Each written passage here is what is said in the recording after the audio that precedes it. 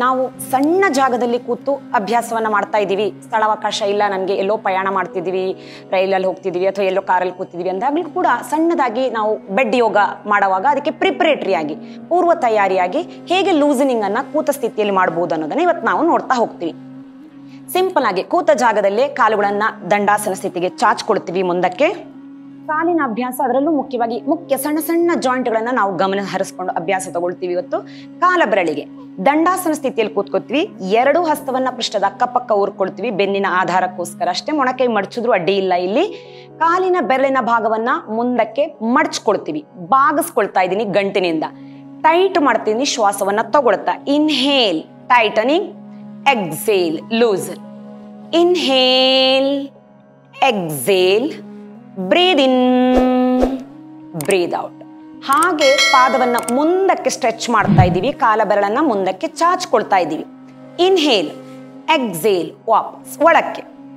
ಮತ್ತೆ ಪುನಃ ಏಕಂ ದ್ವೇ, ಏಕಂ ದ್ವೇ, ಏಕಂ ದ್ವೇ. ಈಗ ಹಾಗೆ ಅಭ್ಯಾಸ ಮುಂದುವರಿಸ್ತೀವಿ. ವೃತ್ತಾಕಾರವಾಗಿ ಪಾದವನ್ನ ಒಟ್ಟೊಟ್ಟಿಗೆ ಸುತ್ತಿಸ್ತಾ ಬರ್ತಾ ಇದೀವಿ. ಉಸಿರಾಟದೊಂದಿಗೆ ಸೂಕ್ಷ್ಮ ವ್ಯಾಯಾಮಗಳನ್ನ ಯಾವಾಗ್ಲೂ ಕಣ್ಣು ಮುಚ್ಚಿ ಆರಾಮಾಗಿ ನಾವು ಅಭ್ಯಾಸ ಕೊಡ್ತಾ ಇರುವ ಶರೀರದ ಭಾಗದ ಮೇಲೆ ಗಮನ ಕೇಂದ್ರೀಕರಿಸ್ತಾ ಮಾಡ್ಬೇಕು. ಹಾಗೆ ಪಾದವನ್ನ ವಿರುದ್ಧ ವೃತ್ತಾಕಾರವಾಗಿ ಸುತ್ತಿಸ್ತಾ ಬರೋಣ. ಉಸಿರಾಟದೊಂದಿಗೆ ಶ್ವಾಸೋಚ್ಛ್ವಾಸ ದೀರ್ಘ ನಿಧಾನ ಆಳಕ್ಕೆ ನಡೀತಾ ಹೋಗ್ಲಿ. ಶರೀರ ಸಡಿಲವಾಗಿರ್ಲಿ, ರಿಲ್ಯಾಕ್ಸ್. ಈಗ ಹಾಗೆ ನಾವು ಅಭ್ಯಾಸ ಕಾಲುಗಳ ಮಧ್ಯೆ ಸಣ್ಣ ಅಂತರವನ್ನ ತಗೊಳ್ತೀವಿ.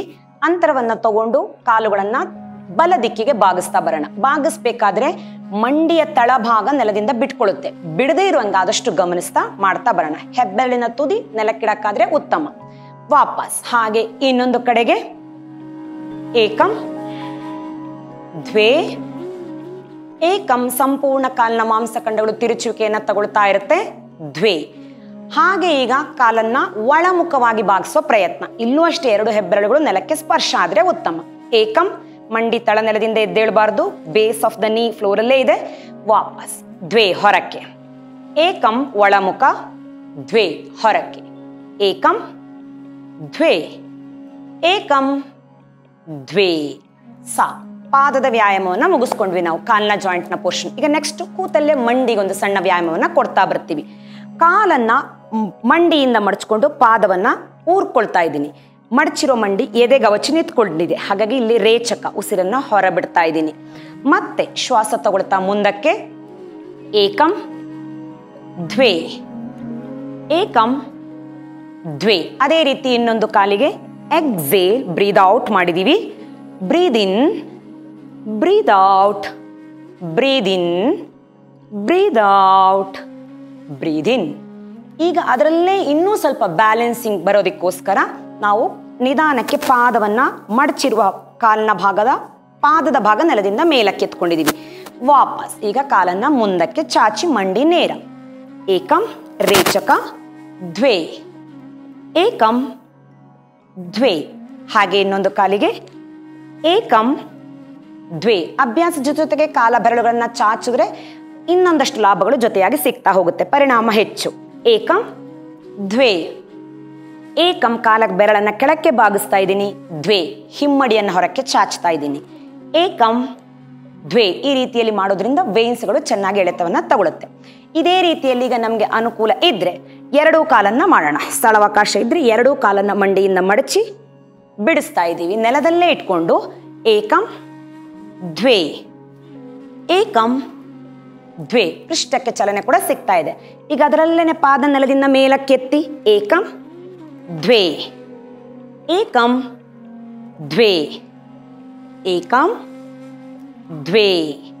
ಸಾ ನಿಧಾನಕ್ಕೆ ಕಾಲನ್ನ ಮಡಚ್ಕೊಳ್ತಾ ಇದ್ದೀನಿ, ಕ್ರಾಸ್ ಲೆಗ್ ಅಥವಾ ಸುಖಾಸನ ಸ್ಥಿತಿಯಲ್ಲಿ ಕೂತ್ಕೊಂಡಿದ್ದೀನಿ.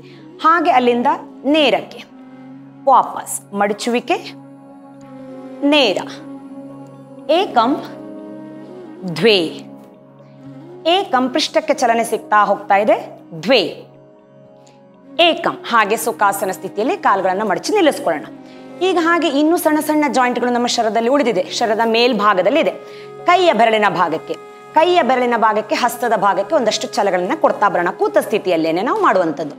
ಕೈಯ ಬೆರಳುಗಳಲ್ಲಿ ಬೇಕಾದಷ್ಟು ಜಾಯಿಂಟ್ಗಳಿದೆ. ಆ ಎಲ್ಲ ಸಂಧಿಗಳಿಗೆ ಮೂಮೆಂಟ್ ಅನ್ನ ಕೊಡ್ತೀವಿ. ನಮಗೆ ಬರಹಕ್ಕೆಲ್ಲ ಬಹಳ ಅವಶ್ಯಕವಾಗಿರುತ್ತೆ, ಕೈ ನಡುಕ ಬರುವಂಥದ್ದು ಅಂತ ಸಮಸ್ಯೆಗಳಿಗೆಲ್ಲ ಈ ಮೂಮೆಂಟ್ ಬಹಳ ಸಹಾಯಕ್ಕೆ ಬರುತ್ತೆ ನಮಗೆ. ಕೈಯ ಬೆರಳುಗಳನ್ನ ಗಂಟಿನಿಂದ ಮಡಚ್ಕೊಳ್ತಾ ಇದ್ದೀವಿ. ಅಲ್ಲೇ ಒಳಕ್ಕೆ ಮುಷ್ಟಿ ಮಾಡೋದೇನು ಬೇಡ, ಅಲ್ಲೇ ಬಾಗಿಸಿ ನಿಲ್ಲಿಸ್ಕೊಂಡಿದೀವಿ.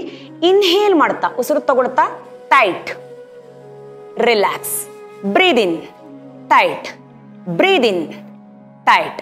ಈಗ ಹಾಗೆ ಹೆಬ್ಬೆರಳನ್ನ ಒಳಕ್ಕೆ ತಗೊಂಡು ಮುಷ್ಟಿ ಮಾಡಿಕೊಂಡು ಟೈಟ್, ರಿಲೀಸ್, ಟೈಟ್. ಇದು ಕರದ ಹಿಂಭಾಗಕ್ಕೆ, ರಿಲೀಸ್, ಟೈಟ್, ರಿಲೀಸ್.